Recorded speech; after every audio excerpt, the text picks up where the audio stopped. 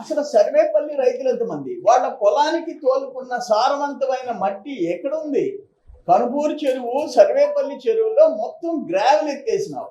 మొత్తం మొత్తం 100 చిల్లర కోట్లు వచ్చేసేసింది దీంట్లో క్లియర్గా. నేను ఆధారాలతో చూపించా. సూరాయపాలెం 54 కోట్లు, ఇరువురు 37 కోట్లు, గ్రావెల్ 15 కోట్లు, 106 కోట్లు. దీంట్లో ఒకటి 4.5 సంవత్సరం అంటే 6 months లో సూరాయపాలెంలో ఓన్లీ డిసెంబర్ 23 నుంచి 24 జూన్ వరకే వేసాడు పెనాల్టీ. ఓన్లీ 6 months లో సూరాయపాలెం ఎంత వేసినాడు?